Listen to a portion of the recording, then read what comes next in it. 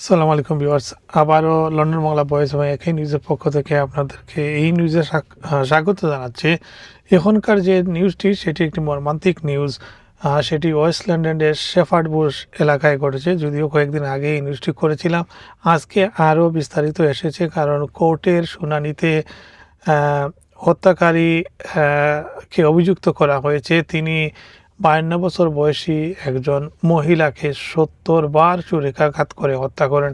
এমনকি তার মেয়ে 32 বছর বয়সী মেয়ে মাকে বাঁচাতে এগিয়ে আসলে তাকেও ছুরিকাঘাত করা হয় এবং হত্যার চেষ্টা করা হয়।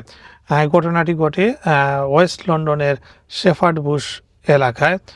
আর যেটি আদালতের সূত্রে বিবিসি যে নিউজটি করেছে সেখানে বলা হয়েছে যে 48 বছর বয়সী এলান্ডুর শেফার্ড বুশের বাসিন্দা, তার বিরুদ্ধে 52 বছর বয়সী সামান্থা টার্নারকে হত্যা এবং তার 32 বছর বয়সী মেয়ে কিলি টার্নারকে হত্যা চেষ্টা করার অভিযোগ আনা হয়।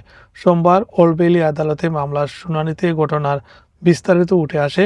প্রসিকিউটর ফিলিপ ম্যাকগ্রি ঘটনাটিকে একটি হত্যার উদ্দেশ্যে ভয়াবহ হামলা হিসেবে বর্ণনা করেন।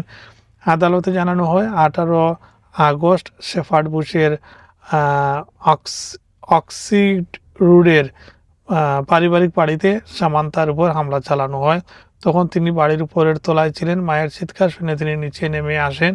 মাকে রক্ষা করতে এগিয়ে গেলে অভিযুক্ত প্রথমে তার পেটে এবং পরে পিঠে ছুরিকাঘাত করেন বলে তিনি আদালতকে জানান। সকাল 8:19 কিলি 999-এ ফোন করে জানান তার মাকে ছুরিকাঘাত করা হয়েছে। ফোনে তিনি জরুরি সেবাকে দ্রুত আসার অনুরোধ করেন। তাড়াতাড়ি আসুন, সে তাকে মেরে ফেলবে। পুলিশ ঘটনাস্থলে গিয়ে সামান্তাকে রান্নাঘরের মেঝেতে রক্তাক্ত অবস্থায় পড়ে থাকতে দেখে তার শরীরে একাধিক ছুরিকাঘাতের চিহ্ন ছিল। সন্ধ্যা 8:54 ঘটনাস্থলে তাকে মৃত ঘোষণা করা হয়। আদালতে বলা হয়, ময়না তদন্তে সামান্তার শরীরে প্রায় 70টি ধারালো অস্ত্রের আঘাত ছিল। এলান্ডুর সামান্তার সঙ্গে প্রায় 1 বছর ধরে সম্পর্কে ছিলেন, তার কাছেই বসবাস করতেন এবং তাকে বাড়ির একটি শোবার ঘর থেকে গ্রেফতার করা হয়। এদিকে কিলি টার্নার এখনও হাসপাতালে চিকিৎসাধীন, তবে তার আঘাত জীবনহানির মতো গুরুতর নয় বলে আদালত জানিয়েছে।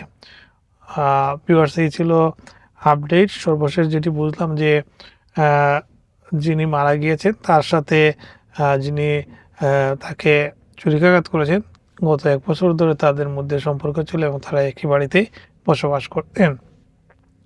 সম্পর্কের জের ধরে হয়তো এই ঘটনাটি ঘটেছে। বিশ্বাস অবিশ্বাসের অনেক কিছু করতে পারে, তবে পূর্ণাঙ্গ রায় যখন আসবে তখন জানা যাবে কেন তিনি সামান্তাকে 70 বার ছুরিকাঘাত করে হত্যা করেছিলেন। ধন্যবাদ সবাইকে।